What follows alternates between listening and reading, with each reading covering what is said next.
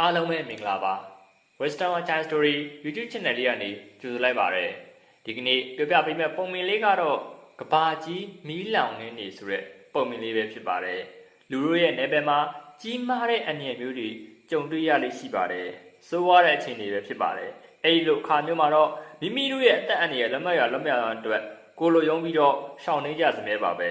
အဲ့ဒီအခါမှာအခင်းဖြစ်ပွားတဲ့အချိန်မှာအတူတူရှိနေတဲ့လူတွေကိုတောင်မငဲကွက်နိုင်မဲ့မိမိကူဘေးလွတ်ရာမှကြံဆောင်လေးရှိကြပါတယ်အဲ့လိုအခါမျိုးမှာတော့ကဘာမီလောင်တားကောင် channel လို့ဆိုကြပါတယ်စကားပုံလေးတွေထုတ်ပြီးတော့ပြောကြပါတယ်မြန်မာစကားပုံတွေမှာဆိုရင်တော့ကဘာမီလောင်တားကောင် channel ဆိုပြီးတော့ပြောကြပါတယ်ကဘာမီမီလောင်ရတဲ့အခါမှာအလွန်ပူပြင်းနေတဲ့ခိုင်မှာပေါ့အပူအလောင်မှတက်တာမှုရှိစီရင်မိမိရဲ့ရင်းနဲ့သားသမီးတွေကိုမီးအပူကာကွယ်နေတဲ့အသုံးချပြီးတော့မြေပြင်မှာချနေလိုက်ကြတယ်အဲ့ဒါကိုစကားပုံကျင်ခဲ့တာဖြစ်ပါတယ်ကဘာမီလောင်တားကောင် channel နဲ့လဲရီအားလုံးဒီနေရာမှာဒီညရနာကြမယ်လဲကုန်တဲ့အုပ်စုကခေါင်းဆောင်ကနောက်ပါလဲမြကိုညွှန်ကြားပြဆိုလိုက်ပါတယ်လဲမြအားလုံးတလဲပြီးတလဲစင်ကဲအတီးပြီးပြောရလိုက်ပါတယ်လဲရီအားလုံးရတန်သွားကြပါတယ်နွားတွေကလူတွေကမော်ဘက်ကုန်ကြပြီးလဲဘော်ကဆင်းကြနားကြနွားတွေကိုလည်းနီးစက်ရကိုဖြီလို့လဲကုန်တဲ့အုပ်စုခေါင်းဆောင်ကဆက်လက်ညွှန်ကြတယ်သူကအုပ်စုရဲ့တာဝန်ရှိနေသူပဲလူတွေနဲ့လှဲတွေကရီမန်းရခီးဆုံးကိုချောမောစွာရောက်ရှိကိုသူကအဓိကနေရာကကုတ်ကဲအုပ်ချုပ်ရလေရဲ့နွားတွေကိုရေတိုက်ရမယ်လှုပ်သိမ့်တာတွေလှုပ်เสียရှိတာတွေအချင်းနဲ့တပည့်ညီလို့ပြီးမှနာကြမှန်ပါတယ်လက်ကုန်တဲ့အုပ်စုဟာတဲကနာရခီးချမ်းကိုဖျက်တမ်းခီးနေငယ်ကြပြီဖြစ်ပါတယ်စာတင်ထောက်ကလာတဲ့အချိန်ကစပြီးတော့ခရီးတွင်ကျဖို့ခရီးလမ်းဆုံးကိုရောက်ရှိကြဖို့ကြိုးပမ်းခဲ့ကြပါတယ်နေကလည်းကြစ်တော့ပူတဲပွင့်နေကလည်းပူလောင်နေတဲကနာရကလည်းမီတောက်မီလီယံကဲ့သို့ပူလောင်နေတဲ့အတွက်ဖြစ်ပါတယ်ကဲမနေ့ပြန်စောစောထားကြလဲကုန်တဲ့အုပ်စုကောင်းဆောင်ကအပိသက်ပြောဆိုလိုက်ပါတယ်စောစောထားကြမယ်တဲကနာရကိုဆက်ပြီးဖြစ်အောင်ပဲပြီးတော့ခရီးကြုံလို့ခေါ်လာခဲ့ကြတဲ့လဲသမားတွေရဲ့အတီးအကျွမ်းမျက်နှာစိမ်းတွေတယောက်တပတ်ပါလာတယ်သတိထားမယ်အဲ့ဒီမျက်နှာစိမ်းတွေကိုလည်းခေါ်ဆောင်လာတဲ့လဲသမားတွေသတိထားပြောထားကြအောင်လဲကုန်တဲ့အုပ်စုကောင်းဆောင်ကတို့နယ်လိုအပ်တာတွေကိုကြိုတင်မှားကြားခဲ့တယ်နောက်တစ်နေ့မှာတော့နက်နက်စောစောတပြီးတော့လဲကုန်တဲ့တို့ခရီးထွက်ကြပါတယ်ခရီးကွာဝေးဒီပေါက်ရောက်ခဲ့ပြီးမှလဲတလဲမှာခရီးကြုံကျဲပါလာခဲ့တဲ့မိခင်တအုပ်နဲ့ကလင်းငယ်တအုပ်ကြံရစ်ခဲ့တာကိုတတိရရှိလာတယ်နေပါစီလေအဲ့ဒီသားမိကခရီးကြုံလို့လိုက်လာခဲ့ကြတာလဲကိုပြန်လိုက်ရင်လဲကျုပ်လဲတလဲပဲလဲအုပ်စုနဲ့ဝေးသွားမှာမွန်းတဲတောင်နေပြီတဲကနာတဲကထွက်အောင်မှာမဟုတ်လားခရီးကြုံသားမိကိုတင်ဆောင်လာတဲ့လဲသမားကညီးတွားပြဆိုလိုက်ပါတယ်အဲ့ဒီအချိန်မှာပဲမနေကြကလဲကုန်တွေမြရနာထားတဲ့နေရာမှာအိတ်ဆက်နေကြတဲ့ခရီးကြုံလိုက်လာကြတဲ့အမီနဲ့ကလေးငယ်နှစ်ဦးကတော်တော်နေမြင့်မှရုတ်တရက်နိုးလာကြတယ်သူတို့သားမိနှစ်ဦးကလဲကြုံနဲ့လိုက်လာကြရင်တဲကနာကိုဖျက်လာရာလေပူပြင်းလေပူကတိုက်ခတ်တဲလေဝေတွေကထနဲ့မလွဲမသာမရှောင်သာကြုံတွေ့ခံစားလာခဲ့ရတာပေါ့အဲ့လိုအခြေအနေမှာတော့ကြုံတွေ့ခံစားခဲ့လို့အမေဖြစ်သူကလည်းအသက်အရွယ်ကြီးနေတာနဲ့လျောက်တဲကနာကိုဖျက်တဲ့အချိန်မှာမောပန်းနွမ်းနေပါတယ်ကလေးငယ်ကလည်းငရွယ်တဲ့သူဖြစ်နေလို့အပူဒဏ်လေဒဏ်တဲဒဏ်တွေကိုခံစားနေရပြီးတော့မခံမရနိုင်ဖြစ်နေပါတယ်လဲကုန်တဲ့ရနာစကန်ချတဲ့နေရာမှာသားမိနှစ်ဦးအနားယူအိတ်ဆက်လိုက်ကြတာတညာလုံးတုတ်တောင်မလို့မနက်မိုးလင်းချင်းအနီးဝန်းကျင်မှာလှဲတွေနွားတွေလှဲကုန်တဲ့တွေကန္နာရခီးချမ်းကိုမိုးလင်းခီးဆက်ဖို့ပြင်ဆင်ကြလှုပ်ရှားနေကြတဲ့အတန်စူးစူးညံ့နေလွတ်မဲ့နေကြတာမနှိုးနိုင်ကြဘူးတကယ်လဲကုန်တဲ့တွေအားလုံးပြင်ဆင်ရပြီးလှဲတွေတန်းစီတဲကနာရခီးချမ်းကိုဆက်လက်ထောက်ကခီးနေကြတဲ့အခါသားမိနှစ်ဦးဟာတခေါနဲ့အိမ်မောကြံနေခဲ့ကြလေတဲ့တစ်ဖက်မှာလည်းခီးကြုံလို့တည်ဆောင်လာခဲ့တဲ့လဲကုန်တွေကလည်းတဲကနာရချမ်းကိုအတော်နဲ့ရမှာမှုကြံလဲသမားတွေပြင်ဆင်ကြတဲ့အနေထားမှာသူတို့တွေနဲ့တပြေးညီလိုက်ပါစားနိုင်အောင်ပြင်ဆင်ရတဲ့အတွက်ခရီးကြုံလိုက်လာတဲ့သားမိနှစ်ဦးကိုတတိမရနိုင်ပဲဖြစ်တော်တယ်ဒီလိုနဲ့လဲကုန်တွေအားလုံးဟာခိတစခန်းချတဲ့နေရာကနေမိုးစစ်စင်လင်းလို့ထွက်လာတဲ့အချိန်မှာသားမိနှစ်ဦးလဲကြုံတဲ့အတူမလိုက်ပါနိုင်တော့တဲ့အတွက်အနေထားတစ်ခုဖြစ်လာတယ်ဟောတော့အမလေးအမေဟာအိမ်မောကြနေရကခက်ခက်နဲ့နိုးလာတယ်ပူပြင်းတောက်လောင်နေတဲ့နေအောင်ကြီးဟာသူတို့သားမိကိုပေါ်စူးရှစွာတိုးကြလာပါတယ်သူတို့ဆက်ခါဖြစ်သွားကြတယ်ဟဲ့တာထအမေကတားကိုကမန်းကနန်းနှိုးလိုက်တယ်အမေကြီးကသူ့ရဲ့ဝန်းကျင်ကိုရောက်သွားတယ်အိုးလဲကုန်တဲ့တွေလည်းမရှိကြတော့ပါလားလဲတွေလည်းမရှိလူတွေလည်းမရှိ အမေကစိတ်မောလူမောနဲ့တပြင်းရှိချလိုက်တယ်တားငယ်ကသူ့အမေရဲ့အဖြစ်ကိုမသိနားမလဲစွာနဲ့ငေးကြည့်နေပါတယ်ဒီနေရာမှာငါနဲ့ငါသားနှစ်ယောက်တည်းရှိနေတာပါလားမှန်ပါတယ်ပတ်ဝန်းကျင်တစ်ခွင်မြင်မှာတဲကနာရအဝန်းဝိုင်းမှာပဲဟိုးအဝေးကြီးတစ်မျောတစ်ခေါ်ထိပါပဲတဲကနာရဖုံးကန်းနေတဲ့နေရာကတော့မျက်စိတစ်စုံတော့မကပါဘူးမိုးစဝိုင်းနာအထိတောင်ရောက်ရှိနေပြီလားပဲလို့ထင်မြင်ရပါတယ်ဟဲဘယ်လိုလုပ်ကြမလဲတို့သားမီးနှစ်ယောက်အဲ့ဒီတဲကနာကိုမဖြစ်မနေကြော်ပြက်ခီးဆက်ကြရအောင်မယ်အမလေးနေကလည်းကြစ်တော့ပူနေပါလားတာထအမေတို့သွားကြမယ်အမေကပြောဆူအိတ်နေတဲ့သူသားကိုကောက်ကငင်ကချီပွေးလိုက်ပါတယ်ခရီးကမသားလို့လည်းမဖြစ်မဆက်လို့လည်းမဖြစ်ထိုင်နေလို့လည်းမဖြစ်နားနေလို့လည်းမဖြစ်တကယ်မှပြောတာပြောလိုက်ရပါတယ်တဲကနာရဝတ်မှာအိုအေစစ်လို့စကန်းချတဲ့နေရာတွေကလဲလို့နောက်တဲ့စကန်းချတဲ့နေရာမျိုးအစားရလို့မရှိပါဘူးနေရာတိုင်းမှာတဲအတီလွှမ်းနေတယ်အိုအေစစ်လို့ခီးစကန်းချနေရာကိုရောက်ဖို့ဆိုတာလဲအလန့်ဝေးနေလာပါတယ်ဘယ်လိုလုပ်ကြမလဲအမေဟာတဲကနာရကြီးကိုစိတ်ပြက်စွာငီးမောကြည့်ရင်နဲ့စိတ်မောလူမောဖြစ်နေပါတယ်ဒီနေရာကနေတဲကနာရကြောက်ပင်ကြီးကိုလွတ်မြောက်တော့ငါဘလို့များခီးဆက်ရပါမလဲစိတ်မောလိုက်ပါပြီငါမှလည်းမလွတ်မလက်သားကလည်းရှိသေးတိုးလို့တွဲလက်နဲ့ဟုတ်ပါပူလောင်နေတဲ့တဲကနာရကြီးကိုဖက်တန်းသွားဖို့ကလည်းအရှိကြီးအဝေးကြီးဒီကြားထဲကလေးကလည်းပါနေသေးတယ်ပြီးတော့တဲကနာရဆိုတာစိတ်လန်းစပီတဲ့တာယာကြီးနူးဝဲကောင်းတဲ့နေရာအမျိုးအစားတစ်ခုလည်းမဟုတ်ပြန်ပါဘူးအပူငွေတရှိန်ရှိန်ထားနေတဲ့နေရာနေအောင်ကြီးကအသားစိမဲ့အကာအကွယ်မဲ့ဓာတ်ရိုက်ထိုးကြနေတဲ့နေရာပါပဲပူလောင်လိုက်တဲ့ဖြစ်ချင်းအဲ့ဒီနေရာကိုအမေဟာသူ့ရဲ့ရင်သွင်းတားတယောက်ကိုခေါ်ဆောင်ပြီးဖက်တန်းသွားမှာပဲတဲ့ပူတဲ့ကိုချစ်တလန်းလန်းတိုင်းနင်းမြောက်သွားတယ်ဘလောင်များခံစားရပြင်းထန်ရလည်းမလဲဆိုတာပေါ့ပြီးတော့ကြံရှိပါသေးတယ်ခေါင်းပေါက်ကိုလည်းနေအောင်ကဓာတ်ရိုက်ထိုးကြမှာဖြစ်ပါတယ်အပေါ်ကပူအောက်ကပူနဲ့လူတစ်ကိုယ်လုံးဟာပြင်းပြတဲ့နေအောင်အပူဓာတ်နဲ့မီးမြိုက်ထားတယ်လို့ဖြစ်နေပါတယ်အဲ့လိုကြမ်းချတဲ့တဲကနာခီးလာကိုအမေနဲ့သားနှစ်ဦးဖက်တန်းသွားမှာပဲဖြစ်ပါတယ်အော်ဘယ်နည်းပဲပုံနဲ့များဖက်တန်းသွားကြမှာမလဲရင်မောလိုက်ပါပြီလဲကုံတွေကလည်းတရားမဟုတ်တရားလောက်တော့ငါတို့သားမိကိုတွေးမြင်ဖို့ကောင်းပါတယ်သူတို့တရေဘလောက်ပဲအလောတကြီးဖြစ်ပေါ်အမေကအဲ့လိုတွေးလိုက်ပါတယ်သူတို့တရေတွေကတရားလောက်ငါတို့သားမိကိုတွေ့သွားရင်လဲကုံတွေရဲ့လက်တစည်းစည်းပေါ်ငါတို့ပါသွားပြီးအခုတော့ငါတို့သားမိကြံခဲ့ရပြီပြောစရာဖြစ်တော့ပါတယ်တကယ်ဆိုလဲကုံတွေတက်ကတယောက်ကလဲကြုံလမ်းကြုံနဲ့ပါလာတဲ့သားမိကိုတွေ့မြင်ဖို့ကောင်းပါတယ်တွေ့မြင်လျက်နဲ့အိပ်ပျော်နေလို့မနိုးပဲထားခဲ့မယ်ဆိုရင်တော့လွန်နာပေါ့လို့ပြောရမှာတပါအခြားမရှိပဲဖြစ်ပါတယ်ကဲလေပြစ်တမြအကြောင်းအကောင်းကြီးပါပဲအမေဖြစ်သူကတားဖြစ်သူရဲ့လက်တစ်ဖက်ကိုစောက်ကန်လိုက်တယ်သူ့စိတ်ကိုသူမြင့်တင်လိုက်ပါတယ်အားတင်းလိုက်ပါတယ်အမေဟာခေါင်းခုအဝတ်ကိုခေါင်းပေါ်တင်လိုက်တယ်ပြီးတော့ပစ္စည်းတိုလီမောစတွေကိုခေါင်းခုပေါ်ရွက်တင်လိုက်တယ်လာသွားကြမယ်အမေကပြောဆူသူသားရဲ့လက်တစ်ဖက်ကိုတင်းဆွဲလိုက်တယ်အမေဟာပူလောင်နေတဲ့တဲကနာရကို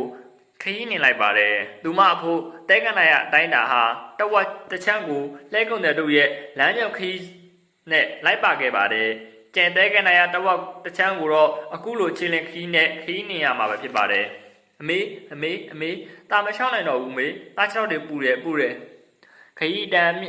ရောက်သေးအောင်ရှိသေးတားငယ်ကလမ်းဆက်မရှောင်းနိုင်တော့ဘူးသူ့ခြေထောက်နှစ်ဖက်တဲပူလောင်ထဲမှာနင်းမြုပ်လမ်းလျှောက်နေတဲ့အတွက်ကြောင့်ဖြစ်ပါတယ်တားအုပ်ကြီးအမေတားအုပ်ကြီးပါတာလမ်းမလျှောက်နိုင်တော့ဘူးအမေဟာသူ့ရဲ့တားငယ်ခြေထောက်ပူလောင်နေတဲ့အတွက်ကြောင့်လမ်းဆက်မလျှောက်နိုင်တော့ဘူးဆိုတာချက်ချင်းသဘောပေါက်လိုက်ပါတယ်နေပူထဲမှာငယ်ရွယ်နုနယ်တဲ့ကလေးတယောက်ဘလို့များဆက်ပြီးတော့လမ်းခီးနေနိုင်မှာလဲပေါ်ကလည်းပူအောက်ကလည်းပူနေပေါ့တားငယ်ကအမေကိုတောင်းမှန်ပြောဆိုလိုက်တယ်တားငယ်ခဏရင်မရှိတော့မှအမေသိရှိလိုက်ပါတယ်နုနယ်တဲ့ကလေးလေးအပူလောင်တန်ကိုခဏရင်မရှိ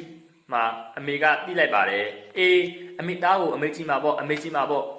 မေကတားငယ်ကိုနှစ်သိမ့်ချောင်းပေါ်လိုက်ပါတယ်တားငယ်ကအမေနှစ်သိမ့်ချောင်းပေါ်လိုက်မှဝမ်းနဲ့ဖြစ်နေရမှငိုပါလေရောအမေကတားငယ်ကိုထပ်မှန်ချောလိုက်ပါတယ်မငိုပါနဲ့သားရဲ့မငိုပါနဲ့သားကိုအမေချီသွားပါမယ်ဟုတ်လား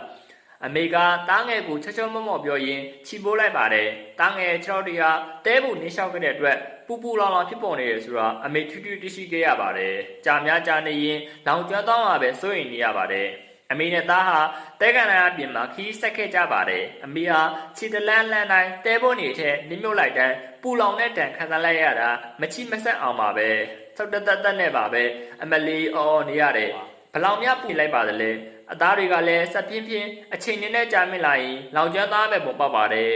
ပူလိုက်တာအမေဟာရှေ့ဆက်မသွားကျင်တော့ပဲနောက်ပြန်လဲကျင်တဲ့စိတ်တဖွာဖွာပေါ်နေပါတယ်လက်တွေအားဖြင့်တော့ဘယ်မှာဖြစ်နိုင်မှာလဲခီးလဲတွင်လာခဲ့ပြီးရှေ့ဆက်ရမှာလဲရှိသေးတမျောတစ်ခေါ်ပါပဲအမေဟာညီးသွားနေရတယ်ရှေ့ကိုချစ်တလန်းလန်းတိုင်းစိုးကြောကြောက်နဲ့ဖြစ်နေပါတယ်တဲအပူကိုနင်းလိုက်တဲ့အခါမှာအပူငွေ့တွေကလက်ထနေတပါတယ်တဲကနာအပြင်ဟာမီးများဟောင်းလောင်နေသလားကဘာတစ်ခုလုံးပဲဟောင်းလောင်နေလားလို့ထင်နေရပါတယ်အမေဟာသူ့ချီပွားကအပူဒဏ်ကိုမခံနိုင်လို့ခေါင်းပေါ်မှာရထားတဲ့တောင်းကိုတဲပူပေါ်ကကမန်းကနန်းချလိုက်ပါတယ်ပြီးတော့တောင်းပေါ်ချင်းချင်းချလိုက်ပါတယ်ပူလွန်းလို့ခြေကဆက်ပြီးတော့မနှင်းနိုင်အောင်ဖြစ်သွားပါတယ်တောင်းပေါ်ချနေလိုက်တော့ခြေအပူကနည်းနည်းတော့တက်တာသွားပါတယ်ပူလိုက်တာမခံနိုင်တော့ဘူးခြေပွားလောင်သွားပြီလားအမေကရောင်ရိုင်းပြောဆိုနေပါတယ်တကယ်တော့တောင်းမော်တနေလိုက်တော့လဲခဏပါပဲတဲကနာယာခီကျန်တွေကပြင်းထန်ဆူးကြတဲ့အပူဒဏ်နဲ့တဲပူဒဏ်ကိုတောင်းတောင်းကဘလုံနီးနဲ့များနေပူဒဏ်ကိုရောပအောင်ကောက်ကမိုင်းနိုင်ပါတယ်လေအမလီပူလွန်းလို့တည်တော့မယ်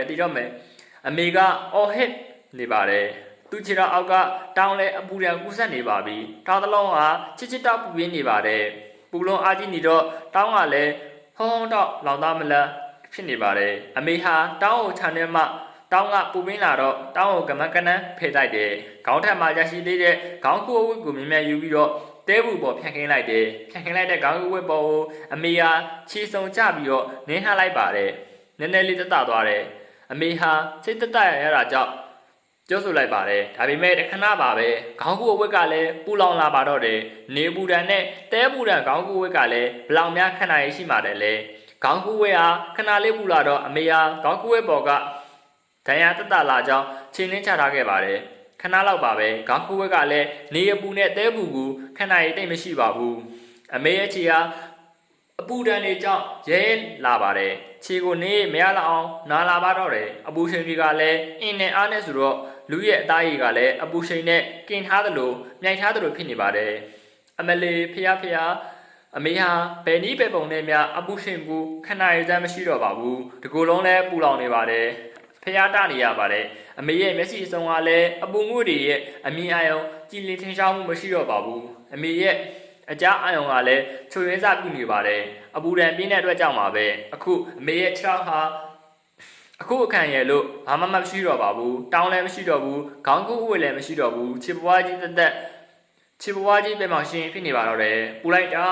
အမေဟာခြေလန်းလိုက်ရမှာကိုထိလန်းဖြစ်နေတယ်သူရဲ့ခြေတဲ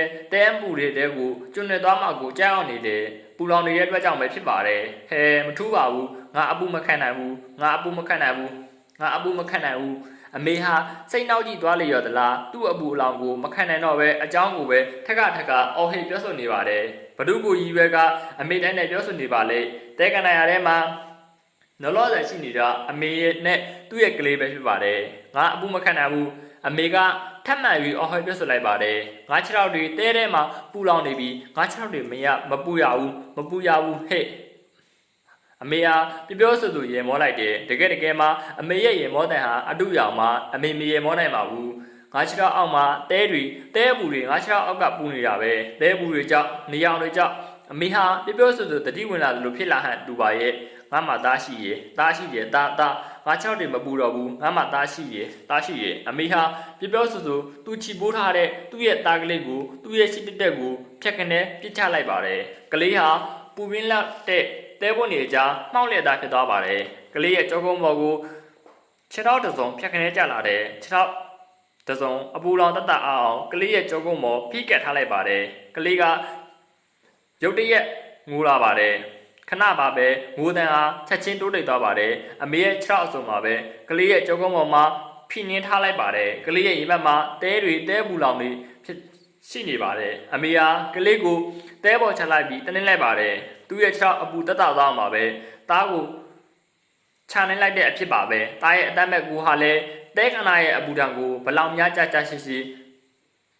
ပေးနိုင်ပါတယ်လေသားရဲ့ခန္ဓာကိုယ်ဟာကြည်တော့ပူပင်းလာပါတယ်မီးကဲ့သို့ပဲဖြစ်ပါတယ်အမေဟာသားရဲ့ခန္ဓာကိုယ်မှာအပူတက်လာအောင်ဆက်လက်မြဲနိုင်တော့ပါဘူးကိုခန္ဓာပူပင်းလာကြောင်းဖြစ်ပါတယ်သူမဟာကလေးရဲ့ခန္ဓာကိုယ်ပေါ်ကခြေနှဘက်ကိုရုပ်သိမ်းဆင်းသက်လိုက်ရပါတယ် အမလေးအမေဟာရောင်ရမ်းအော်ဟဲလိုက်ပါတယ်တဲပင်နဲ့ခြေထောက်ထိသွားလို့ပါပဲကဲကြပါကဲကြပါကဲကြပါအမေရဲ့တကူလုံးပူပြင်းနေပါတယ်အပေါ်ပူအောက်ပူအပူတွေကဘယ်နေရာမှမလို့ကင်းတော့ပါဘူးအမေရဲ့မလုံးအစုံအားမှုံဝမ်းလာပါတော့တယ်မွဲလာပါတယ်တဲပူမှုတွေကတဲဆောင်လာတဲ့လေအပူရဲ့တိုးဝှတိုက်ခတ်တံကိုလည်းနားကမကြားတော့ပါဘူးအကြားအာယုံချွင်းသားပြီးဖြစ်ပါတယ်ခေါင်းထက်မှာလည်းမီတဟောဆွဲလောင်နေတဲ့ထင်းတစ်ချောင်းထင်းစတွေစုပုံထားရှိသလိုပါပဲကဲကြပါကဲကြပါတကယ်တဲကနာအပြင်ကျမှာတက်ရှိလူသားဆိုလို့အမေကြောက်ပဲရှိနေတာလဲကုန်တဲ့ဒေတာလဲသူတို့ခရီးကိုဆက်သွားကြလို့အခုလိုအမေနဲ့ခေါ်တန်းကိုမကြားနိုင်တော့ပါဘူးအမေမှာကဲမဲ့သူမရှိကူမဲ့သူမရှိမပေါ်လာတော့ပဲကဲစားနောက်မဲ့သူကိုအမေကတကြောကြောအဟဲ့နေပါတယ်အမေအတန်းဝင်သွားရုံရှိပါပါအမေကိုကဲမဲ့သူအလင်းမရှိပါဘူးအမေရဲ့အတန်းတိုးတိတ်သွားပါတယ်အမေရဲ့ခေါင်းနောက်ကျသွားပါတယ်အမေဟာသူ့ကိုယ်သူမမတ်ရက်နေပြေလို့ထင်နေပါတယ်တကယ်မှာတော့အမေဟာအပူငွေ့တရှင်ရှင်နဲ့လွင့်ပြန်နေတဲ့တဲပင်ပေါ်မှာပုံရည်သားလဲကျသွားပါပြီအမေမှာအတိမရှိတတိမရှိအတတ်မရှိဆုံးရှာပါပြီ။အော်ကဘာမီးလောင်တားကောင်ချာနေရရှာသူကလည်းတားကောင်ချာနေရုံပဲရှိမဲ့လွတ်မြောက်ခြင်းမမြင်ရပဲဖြစ်ခဲ့ရပါတယ်။ဒီပုံမင်းလေးကတော့ကဘာမီးလောင်တားကောင်ချာနေဆိုတဲ့စကားပုံလေးကိုပြောပြထားတာပဲဖြစ်ပါတယ်။အားလုံးကိုကျေးဇူးတင်ပါတယ်ခင်ဗျာ။